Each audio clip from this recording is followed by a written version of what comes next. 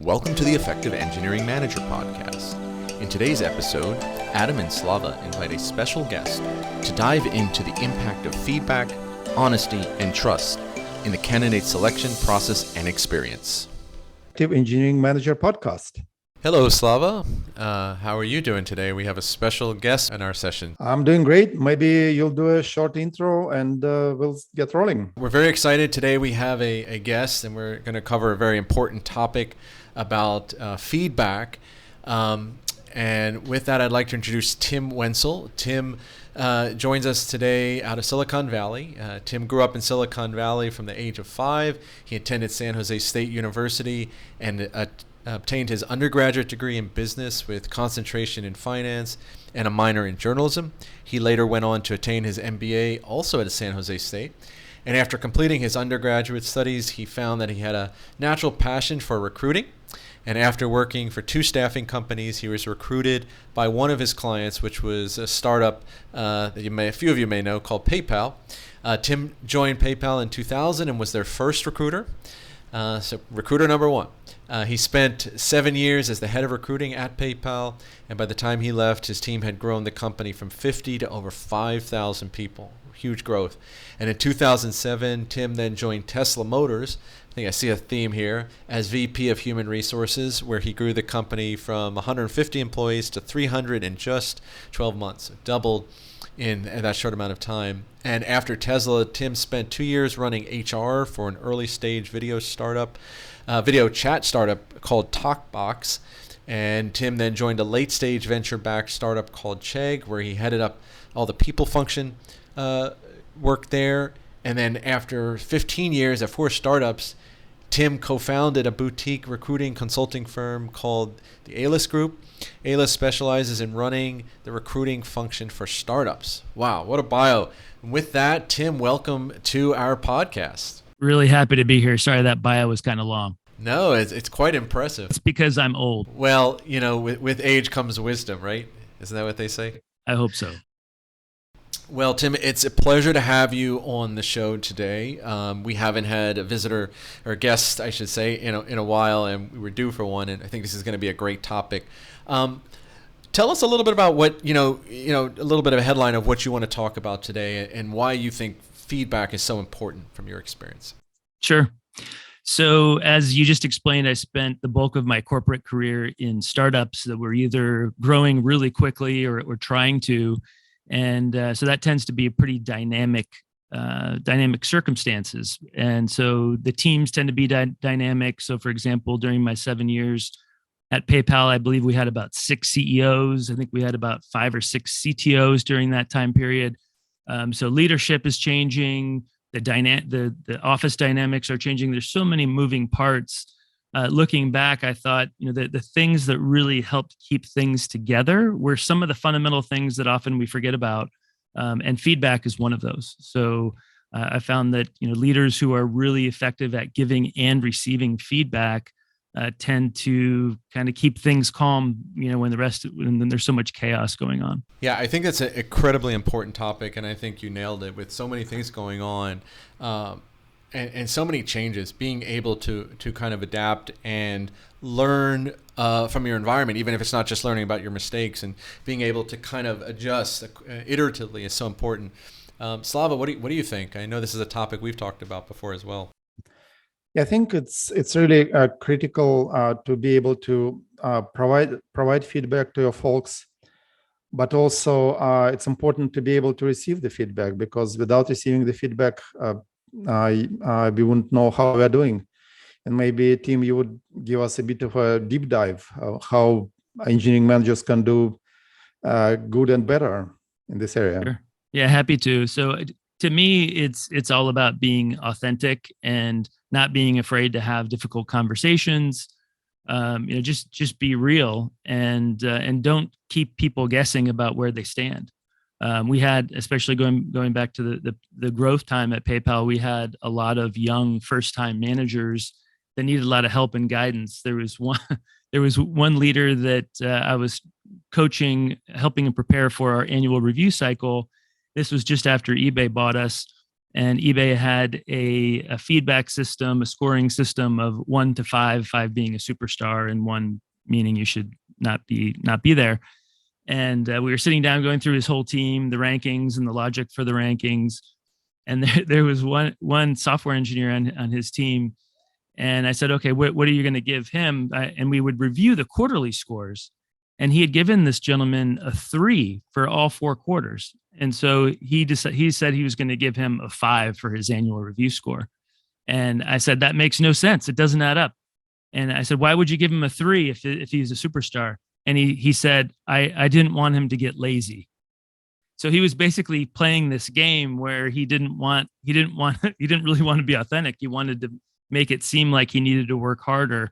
So that was a learning opportunity for that leader. He went on to do amazing things, became a CEO for another company. But, so I think what I learned from that is, really smart, well-meaning people can make decisions that don't make a lot of sense, and just having an open dialogue and really having a best practice in play and being open and getting ideas and sharing thoughts with other leaders as well as with your team is the only way that you're gonna make the whole team better. Yeah, and I think one thing to add is I think the theme across a lot of what you're saying is really trust. I know some of the I've as being an engineering manager, one of the things I've always really been proud of is being honest with my team, and I think one of the most heartwarming feedback that I've gotten from my team over the years, and I don't know why I was surprised on this, is just that when people say, hey, I just appreciate you being honest and upfront with us. And I'm like, I that's what I want in my manager, and that's how I try to be. And so it really does make an impact. I mean, of all the things I think my directs have ever come to me about, I think that's been one of the things that's been most consistent and like I said, surprising to me. So I think you're onto something. Well, I think the reason why they said that is that it's rare. Unfortunately, there's a lot of leaders who care more about their own careers, care more about how their upper management is viewing them and their performance. They want to really be successful themselves. But I think what you miss when you do that is the opportunity to really have a quality connection with your people. My boss at PayPal, who was my boss for the whole 7 years, his name is Sal Giambanco, really was a great mentor to me. And he cared more about his people than he did the company, which also is very rare. So if you kind of keep it really human and also, ask regularly for feedback and don't pretend like you have all the answers, because no one does. Great ideas should come from everywhere. Setting that tone and doing it repeatedly, doing it all the time, really, then you're not surprising someone when you're doing the annual performance review conversation, which a lot of people dread because they're not getting regular feedback. And if it's real, you're coming from a caring place, even if it's tough feedback.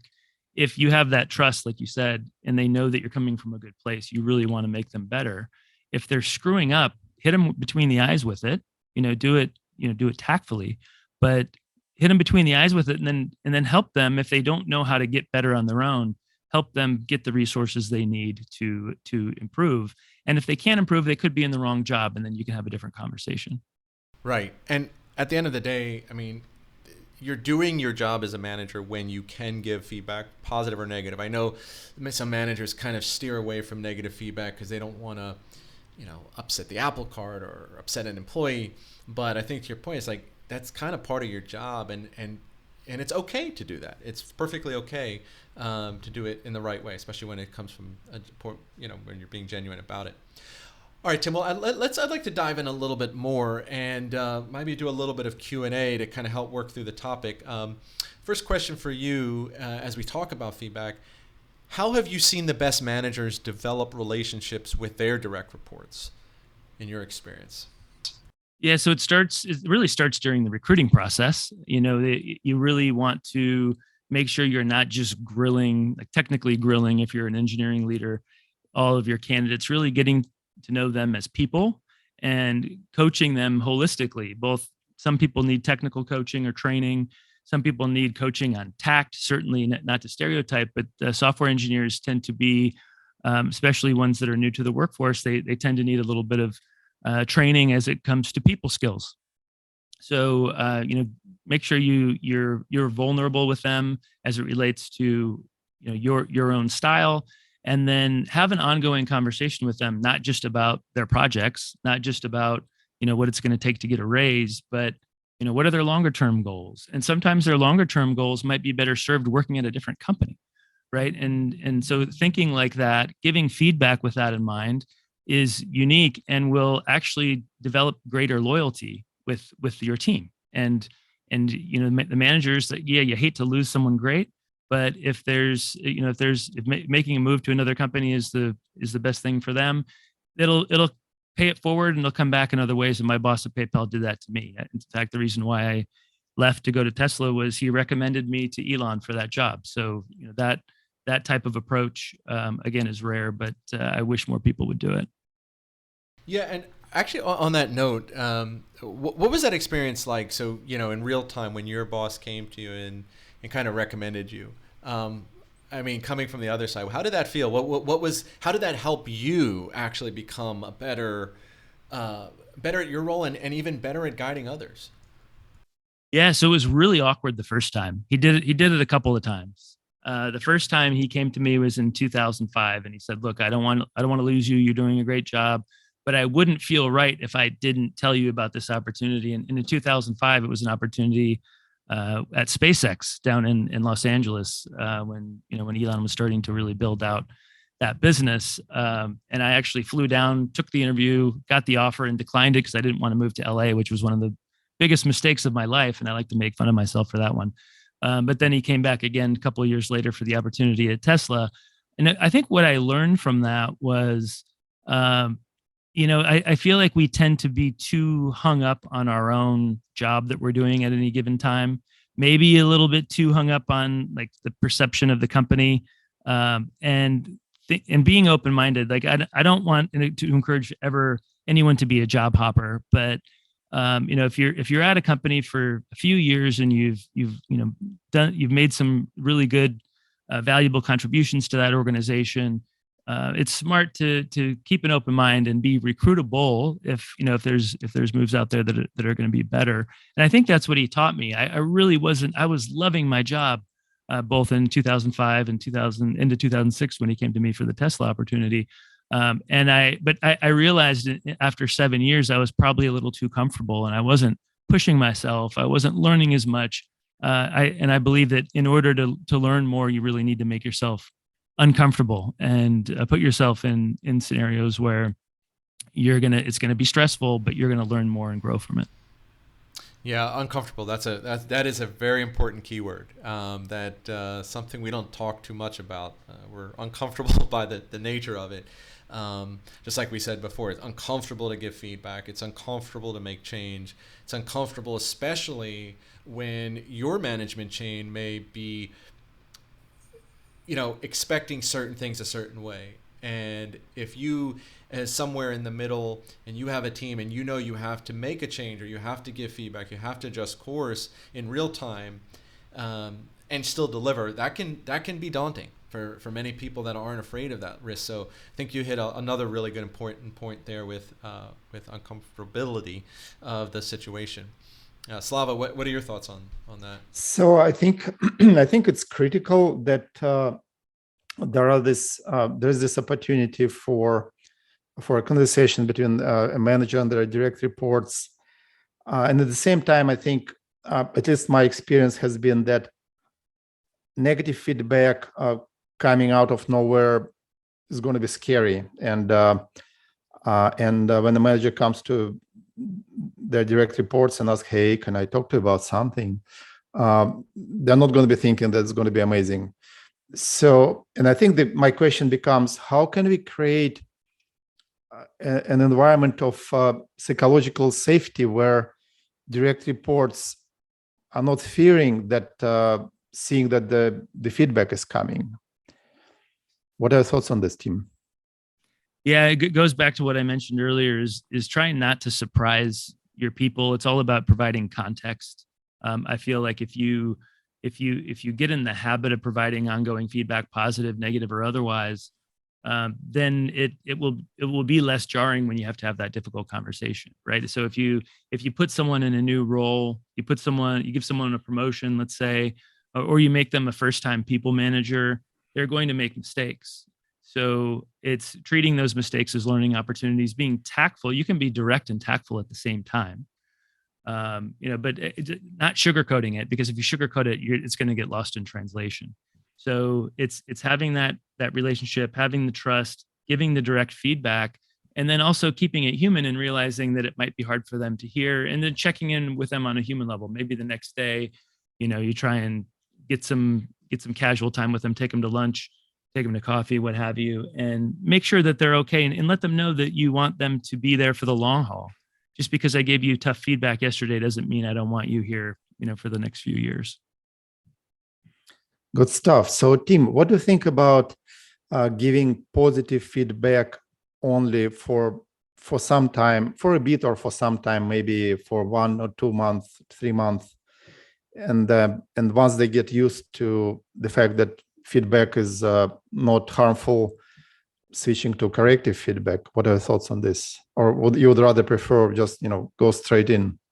So if let's say in the case, it sounds like you're talking about maybe a new hire.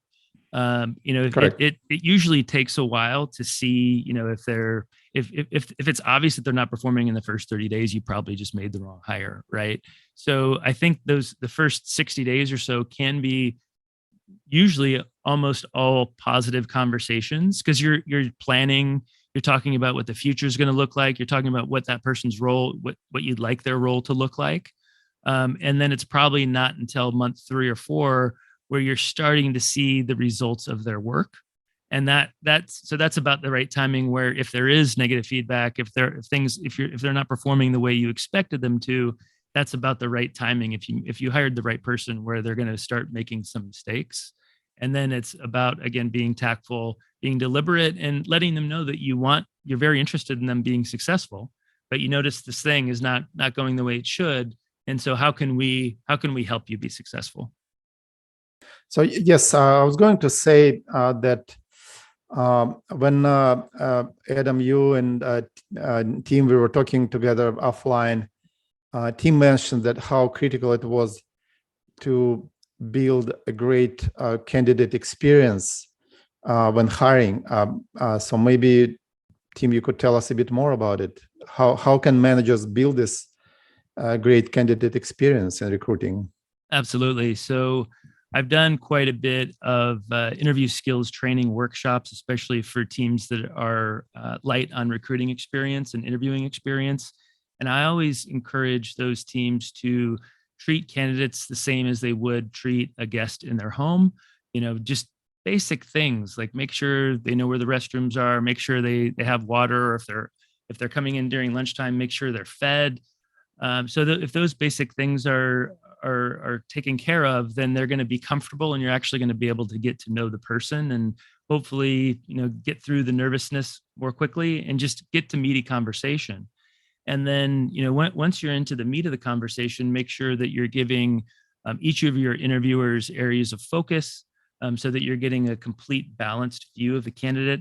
One of the worst things that is all too common is you see multiple interviewers asking the same questions to the candidate, and that tells the candidate that, hey, these guys they're not really in lockstep on this stuff. So to be like hyper organized in every step of the process, make sure that you're thinking about how you'd want to be treated if you were the candidate, getting that holistic feedback, getting the feedback quickly from the interviewers. I always try and get that feedback within 24 hours. I try to have a conversation within 48 hours with the candidate to collect their feedback, share our feedback, versus going radio silent and taking forever to get back to candidates is a major turnoff that, again, is all too common in Silicon Valley. Yeah, no, that is very true. And you never know, right, at that point. I mean, presuming you haven't already ruled out that candidate, you never know who could be that diamond in the rough. And I know from recruiting some folks, there were times where you may have wanted to you get busy with other things. You may have wanted to pass on someone, but you're really happy you didn't, because you end up sticking with that candidate and they actually become one of your better employees. And I think you hit another really good point there. Okay, so let's say you recruit good people, they're in the job. Now, they're working with their teams and their manager. Now the manager has to start delivering feedback to either that person or someone else on the team, or some dynamics have changed. How do you suggest managers best deliver feedback, and how do you determine if they should even use that as an opportunity to deliver feedback? So I'm a big believer, just from having been around the block many times, especially if it's someone that's in their first 90 days. If you usually know if they're going to stick or not, right? If you're having multiple flags with someone that's been there for three or 4 months, instead of going through a painful series of conversations and getting your HR person involved and doing a written performance improvement plan, I prefer to have a discussion that says, "Hey, I'm wondering if this might be a mismatch," and have them have input on what to do. So again, going back to the surprise thing, you don't want to surprise them and say, "Hey, you're on a performance improvement plan." If you do that, they're going to stop listening right away. Versus, right. "Hey, I'm going to be real with you. I'm seeing some things that are concerning, that are surprising to me. Want to get your feedback on it." Right. And sometimes the person will say, "You know what? This job's a little bit more, I think I'm in it over my head. It's more than I thought it was going to be. And, I'm really uncomfortable. I'm not sure I can get comfortable here." Then you can have a nice tactful conversation, which is keeping it human. Let's work on a transition plan, and, help them with their search elsewhere. I've done that many times. But doing that is much better than stretching it out for months, and then people get stressed out. It's stressful for the manager and the employee.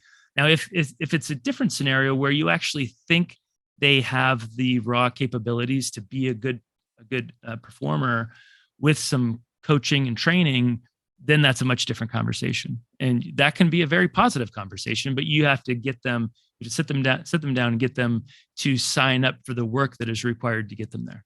Yeah. Absolutely. And as I'm listening to you, I think one other thing that really stood out from what you just said, I think is also so important, and it's a subtle thing. When there may be some flags and you sit down with that individual, that's another really important data point. I know from some opportunities where I've had some folks on the team where you're still trying to gauge, like, is it because they're struggling? Is it because they're not committed to the job? Is it because they got something else going on? But seeing that human relation, that interaction, when you get them in a conference room or in a Zoom or whatever, and you're like, "Hey, how do you feel? What's your feedback?" If they come at you with also a human side of it, I think that's an immediate, for me, that's a real positive, because that's like, "Oh yeah, I'm really struggling. I'm really trying. What else can I do?" But if you don't, let's say you don't get a really candid answer, you can tell it's not candid. Can you talk a little bit about that, how a manager can interpret that and adjust their course based on what they get back from the candidate or the individual in that case? Yeah, you should constantly be reading your employees, right? And reading how they react to feedback. And some people are introverts and they don't really want to talk too much about it because it's so uncomfortable. Then it's if they're that style, then you just have to monitor how they're doing. Sometimes it'll be a wake up call, and all of a sudden they'll start hustling and doing a great job. If someone is defensive and disingenuous, then I would let them know that you're really concerned about that, and I would probably move toward exiting the person quickly if they don't stop doing that. Yeah, for sure. Slava, what are your thoughts? I think it's pretty solid, and I really like the idea of first of all, we went very broad, the notion of candidate experience and making sure that we come back to them pretty much within 24 hours. And we've all been there. We went through hiring process, and it's really tough when you don't hear anything for same day or the next day. Then after, I've never thought when there was a delay that it's just the team is taking time to come up with a decision. Most of the times I thought okay, they're interviewing someone else and they're just keeping me in the back pocket if something else is not working out. It's really never a positive thought process on the candidate's side of things. And it's really, I believe that building this sense of someone being welcome, and Tim, you mentioned that making them feel that they're guests in the house. And it does require special effort. And Tim, you mentioned that it requires deliberate hiring process from the moment the candidate walks in the door and to final handshakes. My own experience has been that a simple thing such as a couple of bottles of water, a few snacks on the table, and because they do need a break between the interviews and all the good stuff, that makes huge difference.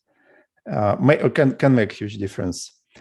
And so I think my question to you, team, was so let's say we made we took the candidate through a great hiring process. We hired them.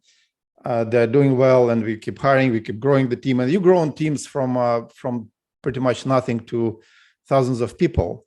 How do we build a great company in engineering cultures that allows the engineers to blossom and allows the managers to deliver great things while keeping the team?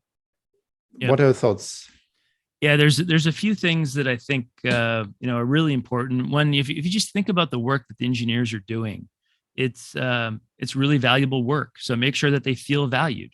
Make sure that you thank them for their work often, which is again something that is all too uncommon. And then have especially the early engineers, that when the company starts growing, when you're going from say 100 to 1,000, that change is most stressful for the early people. So for the early engineers, they tend to be the most affected by that. So staying close to those, especially the ones that you see as kind of what we used to call culture pillars, giving them every opportunity to expand the scope of their work.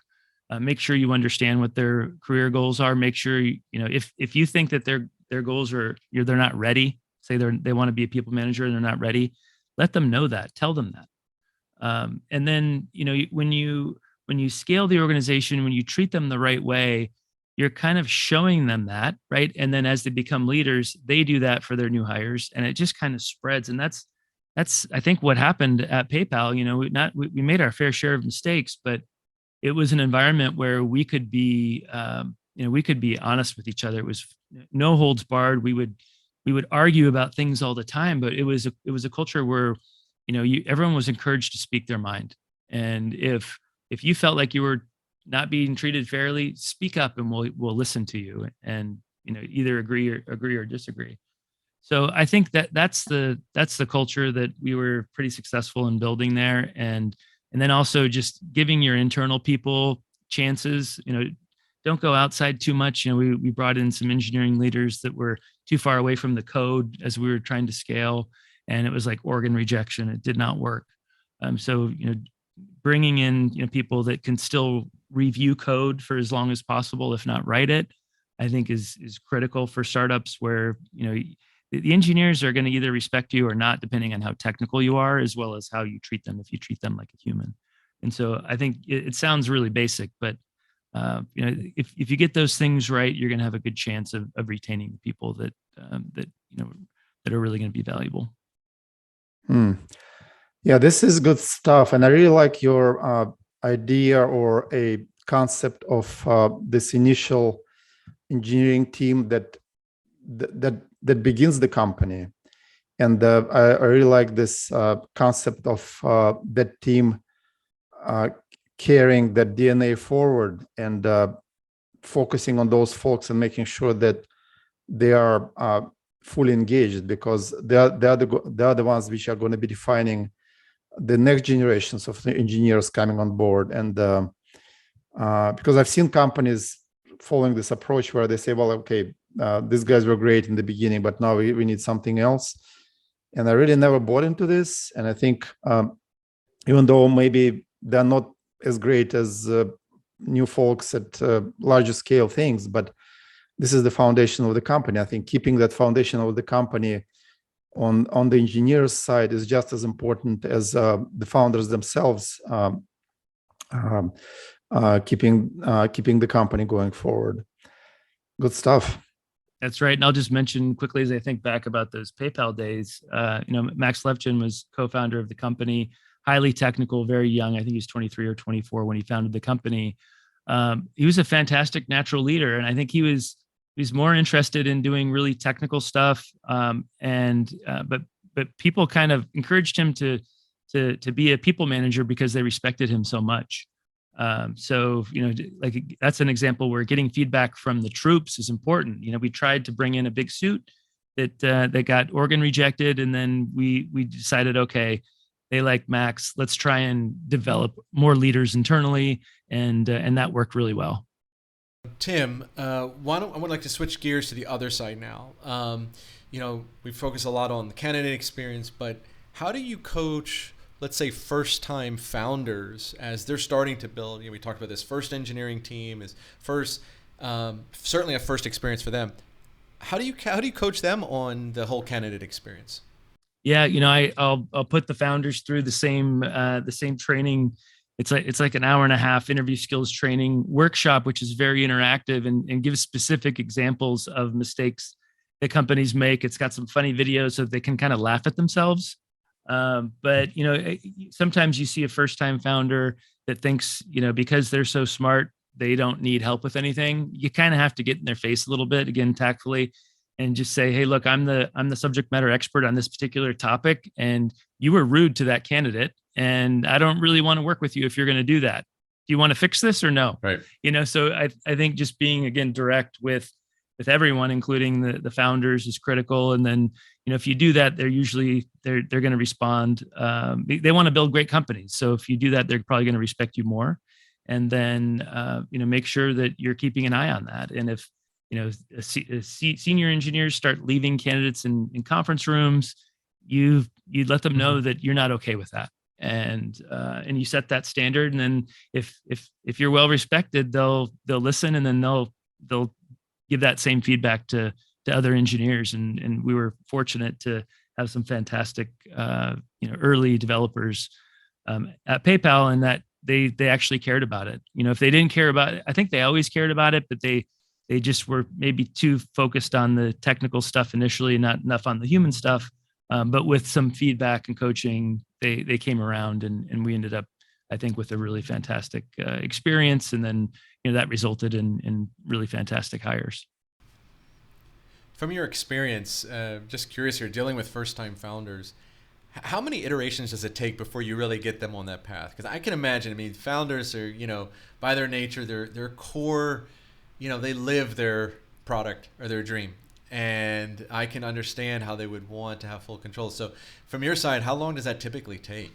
It usually takes a couple of conversations. If they know that I'm coming from the right place, it depends. And it depends on the relationship. If it's someone that I've known for a while, it's a lot easier. If it's someone that I just got introduced to and I'm new working with them, I might be a little gentler, but by the second conversation, I'm going to let them know that this is something that's not negotiable. Just like if I was the recruiter trying to get them to change their tech stack, that wouldn't make sense either. So, it's putting things in perspective. Sometimes they don't get it at all. And, I've seen plenty of founders, get fired by boards, which is never fun. But yeah, I think just not being afraid to have the conversations, not being afraid of really, anything or anyone, being, fearless and tenacious is usually the best path. Absolutely. Slava, did you have anything you wanted to add on that? Yeah, I think I really like this idea of paying attention and also being direct in terms of the feedback, especially when we talk to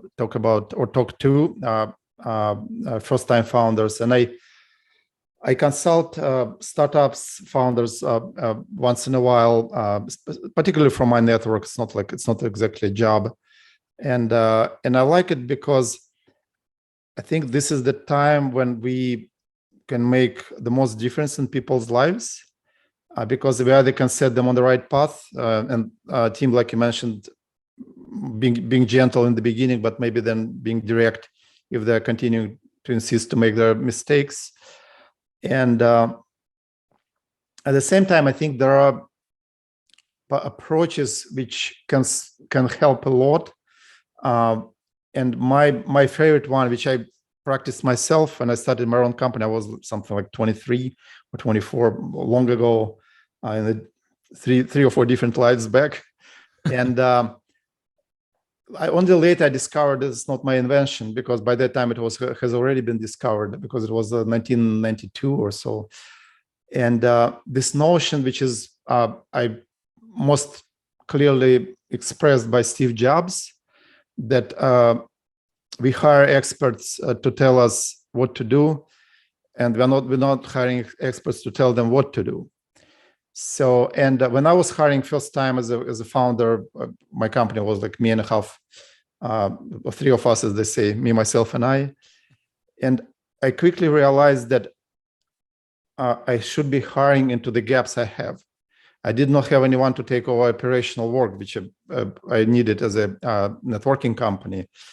I did not have software engineers to take on a meteorically increasing workloads that I had as a lonely founder. And then thankfully I had a co-founder later.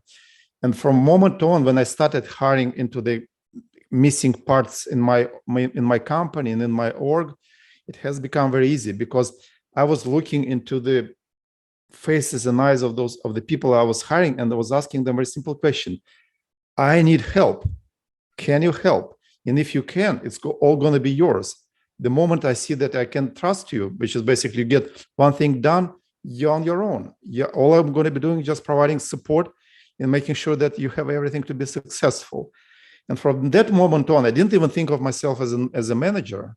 But from that moment on, this notion of hiring experts and letting them to do what they're supposed to do instead of driving them hard forward really worked well for me. And I think, especially for technical founders of the companies, it's super critical to understand that they have to learn how to hire into gaps instead of hiring themselves version 2.0. And I've seen it happening. And Tim mentioned that sometimes people don't get it. I immediately lose interest when I come in as an expert and say, "Hey, you are trying you're a founder. You have gaps in HR, you have gaps in operations, you have gaps in systems, and you are telling me that you know better how to hire. Well, you never hired anyone yourself. And when you hire people, you are still hiring a software engineer instead of hiring into the gap." And that, I think, for startup founders and co-founders, is super critical to be humble, know what's your thing, and drive that thing, but also be extremely comfortable and deliberate in hiring and accepting the fact that you hire an expert, they'll do their job, and maybe that's not going to be the way you would do the job. And being prepared through the hiring process, because people can easily read when a hiring manager, if it's a founder or co-founder, when they begin to tell them how they're going to be doing their job even before they got hired, right? So I don't think that most of us ask for help often enough. I think it's seen as a sign of weakness, and it really shouldn't be. I think the best people ask for help frequently. Yeah, absolutely. And by the way, tying this into just a regular engineering manager experience, I mean, all these same things apply. You don't have to be a founder to practice hiring people that can tell you what to do. And going back to that whole human exchange, people appreciate that. I've been a software engineer before. I've developed code. It doesn't necessarily mean today I'm the best coder anymore, right? And so I always say, look, I feel like I should be able to do the job that my direct is doing as an engineer, because, like you said, that level of respect, but I never purport to be the best at it. And I want to learn every day. So I think that's a really key lesson for all of the managers that are listening out there, whether you're endeavoring to be move up the next step in your career, or start your own business, or be on either side of that whole candidate experience. It definitely works in recruiting too. I always tried to recruit recruiters that were better than me and not pretend like I was better than anyone. And that setting that tone, I think, really helped. Absolutely. Well, great lessons all across the board. So, Tim, we have covered a lot about feedback. We've covered the candidate experience on both sides. We've touched on recruiting. We've touched on your extensive experience and some great stories. To kind of start to wrap up here, can you provide a checklist that our listeners can start to use almost immediately to help in any of these areas? Absolutely. So the first is give real feedback to your team and ask them to do the same. Set a culture of continuous open feedback. 2 is fire fast. If you make the wrong hire and you know that it's not fixable, let the person go quickly and do it humanly. 3, be deliberate with your interview process. Again, treat candidates like you would treat a guest in your home, and give them feedback quickly. Don't give them radio silence. It's a major turnoff. Number 4, care more about your people than you do the company. And number 5, make sure that your team understands their purpose. The work that they do is valuable, so make sure that they feel valued. I think on that note, that last one is so key. Making sure your team understands their purpose, because at the end of the day, you want your family together, and you should all be sharing common purpose, and I think that's such a key lesson. Well, Tim, this has been outstanding. This has been great having you on as a guest here. Brings a huge wealth of knowledge. I think that wisdom truly paid off. We really enjoyed having you. Hopefully we can have you again in the future for other sessions too. Anytime. I would love that. Appreciate your time. Well, Tim, thank you. It was good stuff, and I'm sure more good stuff is coming. Thank you. Appreciate both of you. And thank you. And to our listeners out there, please let us know what you think of all of our episodes by rating us wherever you are receiving this podcast. You can also reach out to us on the web at www.effectivem.com. Email us at contact@effectivem.com. And until next time, happy managing out there.